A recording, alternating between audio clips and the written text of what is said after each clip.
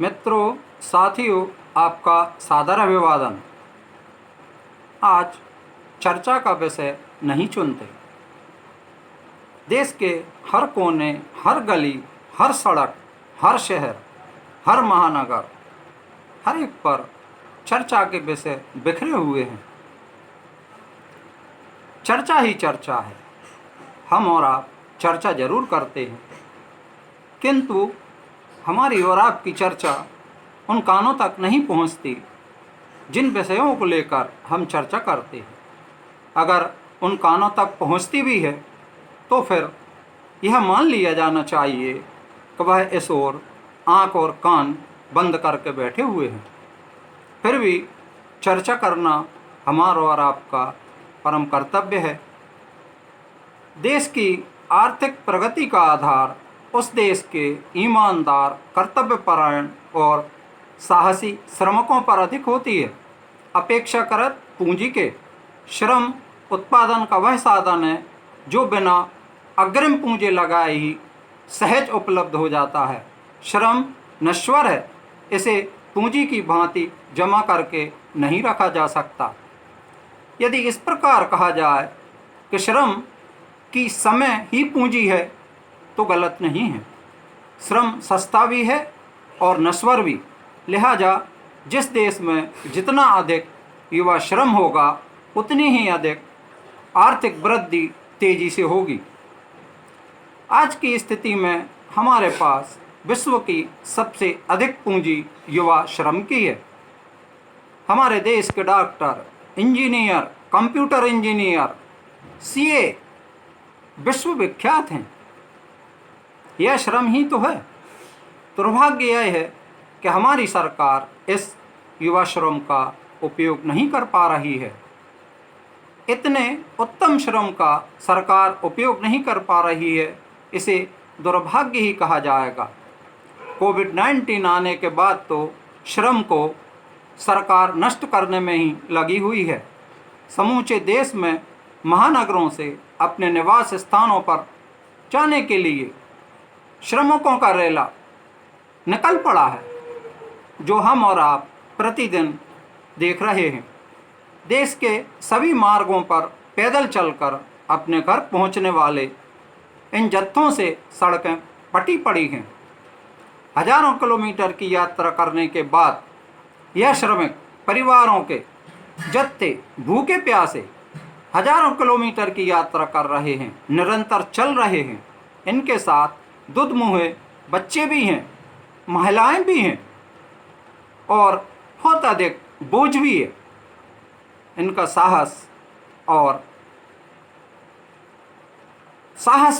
और ये कहा जा सकता है साहस ही देखिए कि अपने उद्देश्य को पाने के लिए निरंतर सड़क पर चल रहे हैं।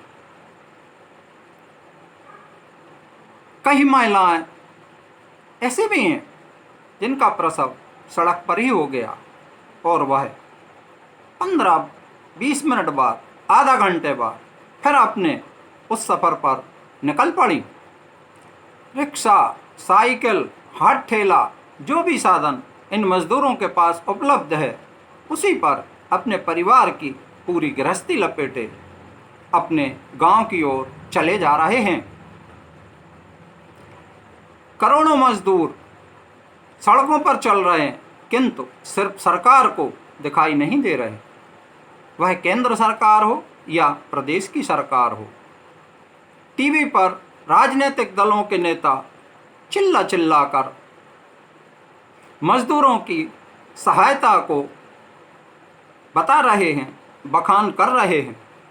इनको यह समझ में नहीं आता कि समूचा देश देख रहा है कि किस तरह रोते बिलखते, भूखे प्यासे, मरते गिरते वह चले जा रहे हैं, मगर उनका साहस टूटने का नाम नहीं ले रहा है। क्या सरकार गूंगी और बहरी हो गई है?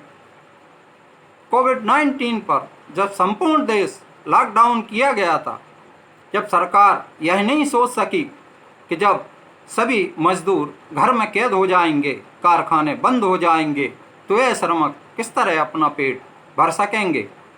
फिर लॉकडाउन का समय भी निरंतर बढ़ता ही रहा। इनके पेट की शोध किसी ने भी नहीं ली।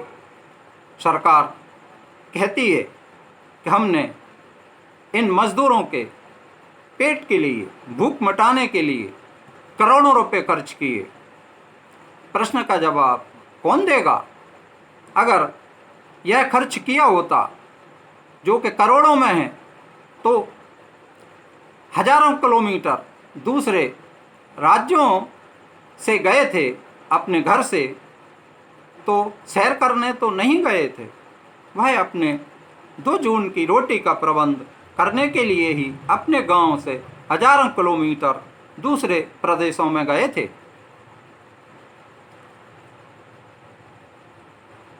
कुछ मजदूर तो घर के लिए चले और घर भी नहीं पहुंचे। दुर्भाग्य की बात है, बीच में ही दुर्घटनाग्रस्त होकर काल के कबलित हो गए। जैसा दृश्य अभी दिखाई दे रहा है, कदापि मैं नहीं समझता कि 1500 साल के इतिहास में भी ढूंढा जाए तो ऐसी घटना, दुर्घटना हमें दिखाई पड़े। मैंने तो इतिहास खंगाला, पर इस तरह की अव्यवस्था, अमानवीयता मुझे देखने नहीं मिली। सरकार की जो जिम्मेदारियां बनती हैं, वह सरकार ने 1% भी नहीं निभाई है। इसका खामियाजा समूचे देश को भुगतना होगा। सरकार क्या यह सोचती है कि कारखाने में काम करने के लिए सहज ही यह श्रमिक उपलब्ध हो जाएंगे, जो अपनी जान जोखिम में डालकर अपने घर के लिए निकले हैं? गिरते पड़ते, भूखे प्यासे वह हफ्ता महीने में क्या वापस उसी स्थान पर चले जाएंगे? इनके दिल में जो छाले हैं वह भर जाएंगे। हाथ पैरों के छाले तो भर जाएंगे, किंतु दिल के छाले कभी नहीं भरेंगे। यह मजदूर जो महानगरों से पलायन कर रहे हैं, इन्होंने जिन कारखानों में काम किया, अपना खून पसीना देकर इन कारखानों के मालिक को पूंजीपति बनाया, क्या उन्होंने, मालिकों ने यह भी नहीं सोचा कि यदि 2-3 महीने वह इन्हें बिठाल कर 2 वक्त की रोटी उपलब्ध कराते, ज़रूरत का सामान मुहैया कराते, तो यह मज़दूर कदापि भी उस शहर से पलायन नहीं करते। जाहिर है कि 2 जून की रोटी उपलब्ध न होने के बाद ही मजबूरी में इन्होंने हजारों किलोमीटर का लंबा सफ़र पैदल चलने का तय किया। नींव में लगा पत्थर दिखाई नहीं देता, महल की अट्टालिका ही नजर आती है।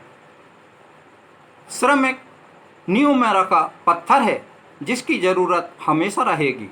बिना नींव के कभी भी अट्टालिका नहीं बन सकती।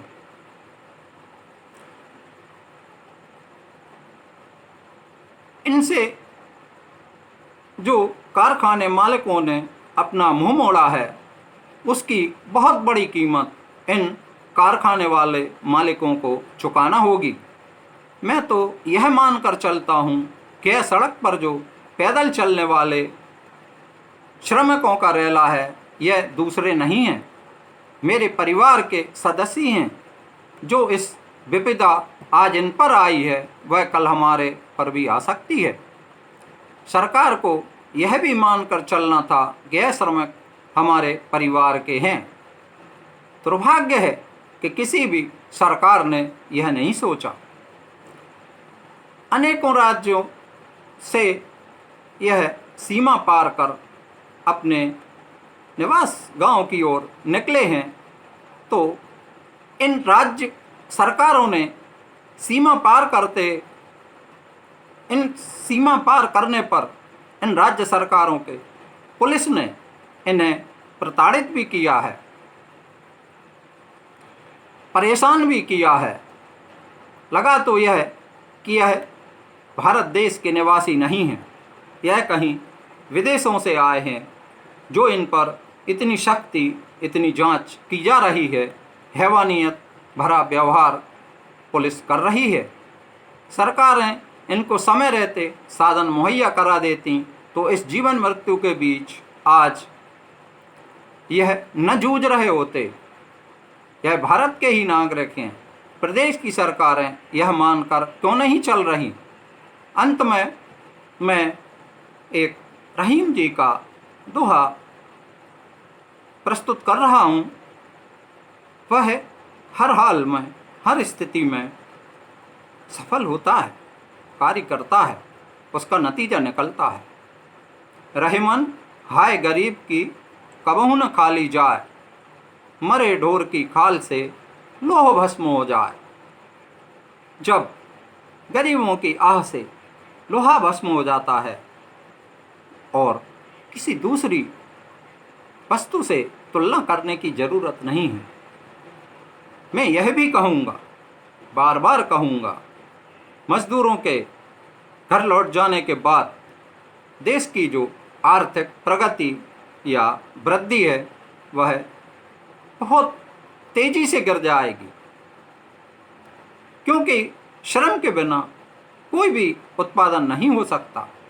जब कारखानों में उत्पादन नहीं होगा तो इन कारखानों के मालिक बिना श्रमिकों के जेब में रखे पूंजी से, रुपयों से क्या कारखाने की मशीनें चला देंगे?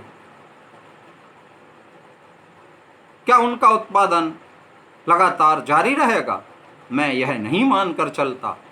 निश्चित रूप से मजदूरों के पलायन के बाद हमारे देश की आर्थिक वृद्धि बहुत रुक जाएगी, अत्यधिक रुक जाएगी और हमें आपको परेशानी का सामना भी करना पड़ेगा, क्योंकि जब कारखाने ही चालू नहीं होंगे तो हमारी आवश्यक उपभोग की वस्तुएं हमें किस प्रकार प्राप्त होंगी। खैर, आज मेरा दिल दुखी है। सड़कों पर उन महिलाओं को, उन भूखे व्यक्तियों को, उन भूखे बच्चों को जिन्हें सिर्फ दूध चाहिए। दूसरा, जो महिला गर्भवती थी वह प्रसव होने के आधा घंटे बाद ही चल पड़ी। यह कितनी बड़ी विपदा है, कितना बड़ा दुर्भाग्य है। हम और आप महसूस कर सकते हैं, इसको शब्दों में व्यक्त नहीं कर सकते। आपका बहुत बहुत धन्यवाद, बहुत बहुत धन्यवाद। फिर शीघ्र नए वीडियो के साथ मैं आपसे रूबरू होता हूँ। धन्यवाद। जय हिंद।